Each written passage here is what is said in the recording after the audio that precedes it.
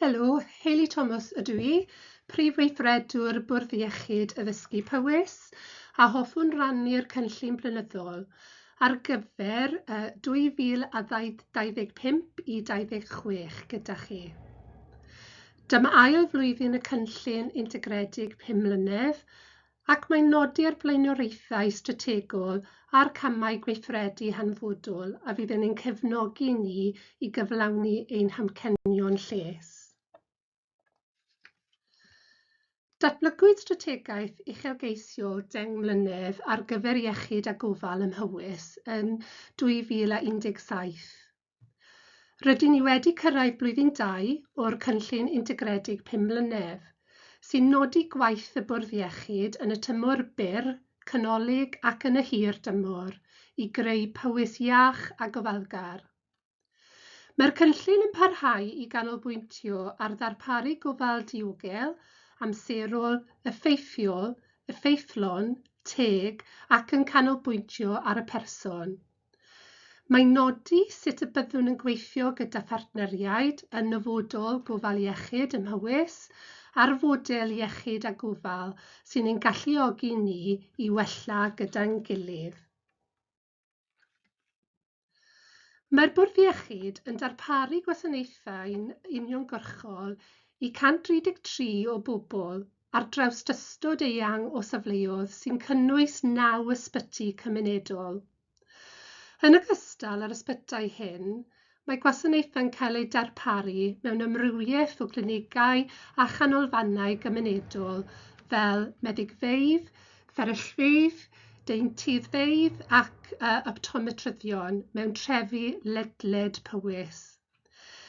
Ni sydd ar ystad gig hynaf o holl fyrddau iechyd Cymru, gyda'r rhan fwyaf yn dyddio o gyfnod cyn y gig yn 1948.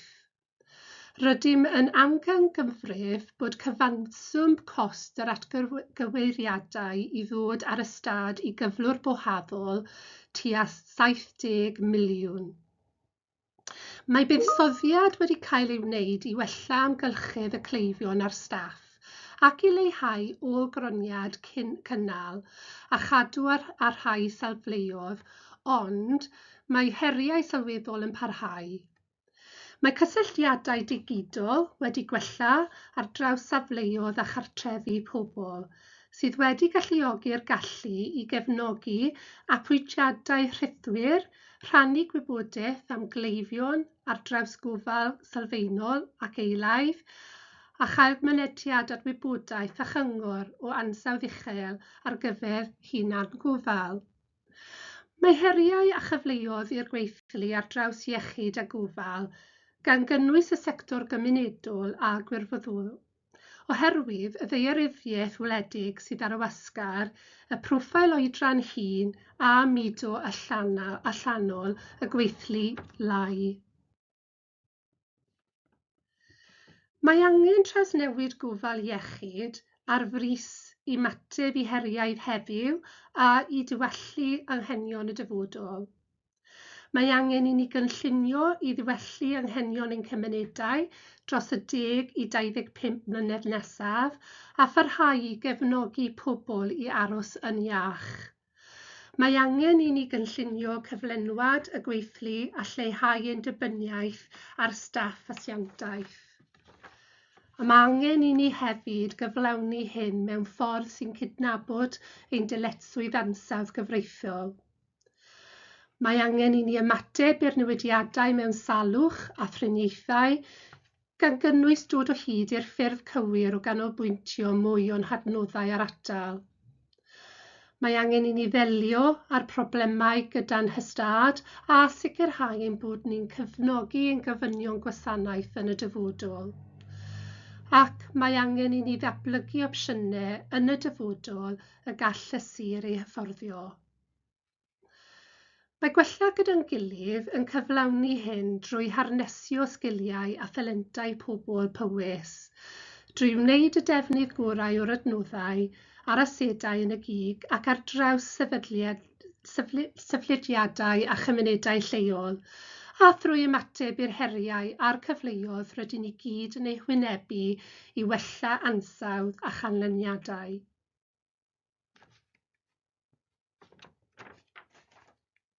Mae'r cynllun ar dudalen yn nodi blaenoriaethau strategol a'r camau gweithredu hanfodol ar gyfer 2025-26 a fydd ein cefnogi ni i gyflawni ein hamcanion lles.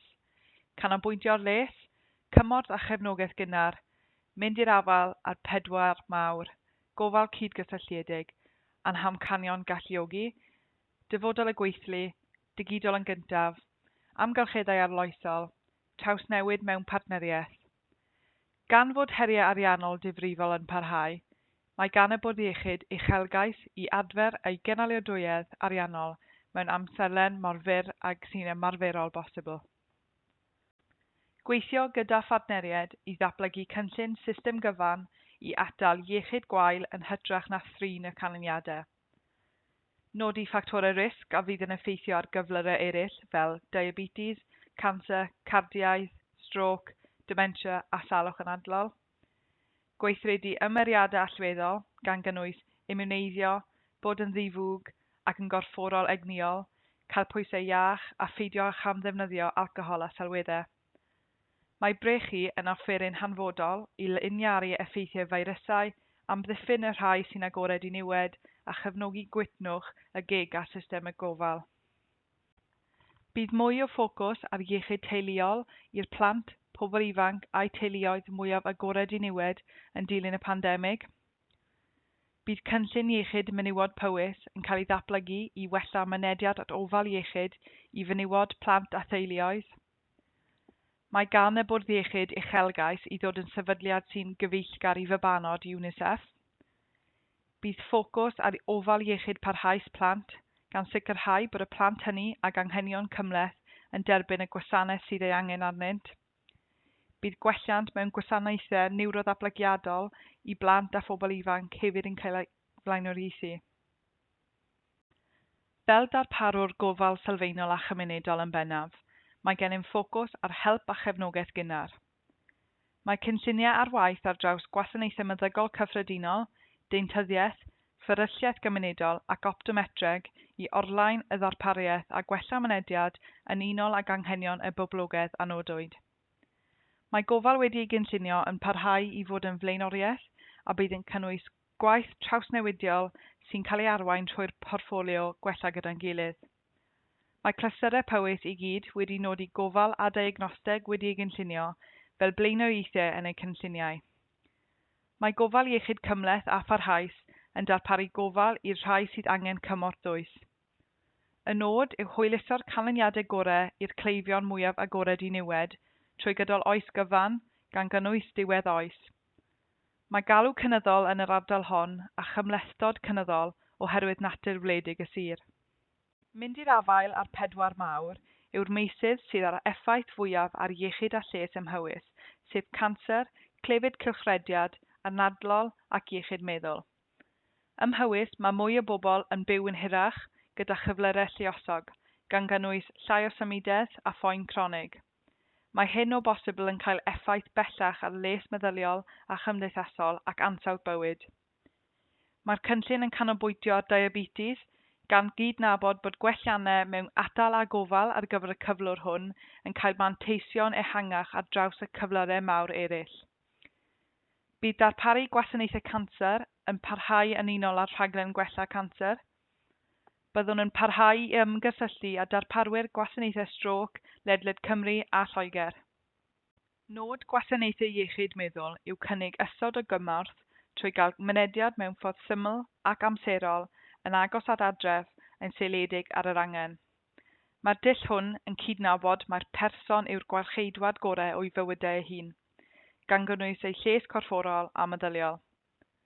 Fel rhan o'r rhaglen trawsnewid iechyd meddwl, mae gwaith yn mynd rhagddo i ddylunio gwasanaethau cymunedol a gofal cleifion mewnol gan ymateb i'r galw sy'n newid ac yn gynyddol. Gofal cydgysylltiedig yw'r weledigaeth o gysylltu gwasanaethau iechyd a gofal cymdeithasol i ddarparu cymorth mwy integredig a didor i gleifion. Nod hyn yw gwella lles, hyrwyddo cymorth cynnaf a sicrhau bod pobl yn derbyn y gofal cywir ar yr adeg iawn ac yn y lle iawn.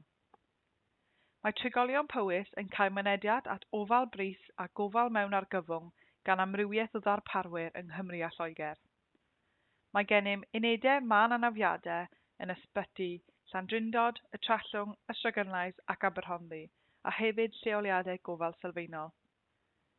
Mae'r Bwrdd Iechyd yn comisiynu gofal gyda tua 14 o ddarparwyr iechyd yng Nghymru a Lloegr ar gyfer gofal acwt a gofal wedi ei gynllunio dewisol, a gwasanaethau arbenigol sydd eu hangen ar boblogaeth Powys. Roedd strategaeth iechyd a gofal Powys yn nodi'r uchelgais i wella comisiynu darparu mwy o wasanaethau yn y sir a mwy o barhad gofal. Y gweithlu yw ased mwyaf hanfodol y Bwrdd Iechyd. Mae cyfleoedd i'r gweithlu yn y dyfodol ddatblygu mewn ffyrdd newydd ac arloesol sy'n gysylltiedig â gwaith trawsnewidiol a'r gwella gyda'n gilydd. Mae yna heriau hefyd gyda phoblogaeth sy'n heneiddio ac anawsterau mewn recriwtio a chyflenwyr gweithlu. Mae hefyd yn bwysig cydnabod cyfraniad hanfodol, gwirfoddolwyr a gofalwyr di-dal, y mae ei rôl yn arbennig o allweddol mewn sir wledig. Bu datblygiadau sylweddol mewn gofal iechyd digidol o ganlyniad i'r pandemig. Mae gwaith yn parhau i wella gofal cleifion, symleiddio gweithrediadau a chefnogi arloesedd yn ogystal â gwella effeithlonrwydd, gwella diogelwch ac archwilio deallusrwydd artiffisial.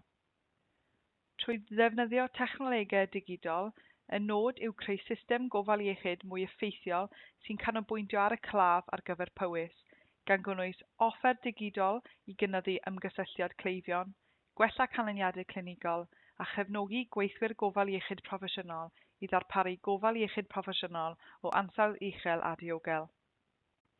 Mae gan Bwrdd Iechyd Addysgu Powys yr ystad adeiledig hynaf yng Nghymru, gyda chost ôl-groniad o 70 miliwn o bunnoedd yn ofynnol i ddod ar ystad i safon foddhaol.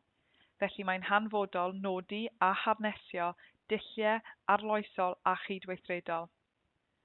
Nod y cynllun yw darparu amgylcheddau sy'n gwella mynediad, cydlynu ac integreiddio gwasanaethau, yn enwedig ar gyfer poblogaethau anghysbell, gwledig neu heb ei gwasanaethu. Mae newid yn yr hinsawdd a lleihau carbon hefyd yn nod allweddol i'r Bwrdd Iechyd, ac mae gwaith yn mynd rhagddo i leihau ôl-troed adeiladu'r sector cyhoeddus ledled Cymru. Mae hyn yn nodi'r camau i'w cymryd mewn partneriaeth ar draws Powys, yn ogystal â rhanbarth ehangach canolbarth Cymru ac yn genedlaethol yng Nghymru ac ar draws y ffin yn Lloegr. Mae gwaith yn mynd rhagddo gyda'r Bwrdd Partneriaeth Rhanbarthol i flaenoriaethu buddsoddiad ac ymdrech i'r meysydd sydd â phwysau mwyaf y system. Mae nifer o gynlluniau strategol yng Nghymru a Lloegr sy'n ymwneud â darpariaeth iechyd a gofal i drigolion Powys, ac mae rhain yn cael eu monitro'n ofalus. Mae ymgysylltu parhaus yn ogystal ag ymgysylltu ac ymgynghori wedi ei dargedu sy'n adlewyrchu gofynion strategol y Bwrdd Iechyd, partneriaethau lleol, rhaglenni rhanbarthol a chenedlaethol.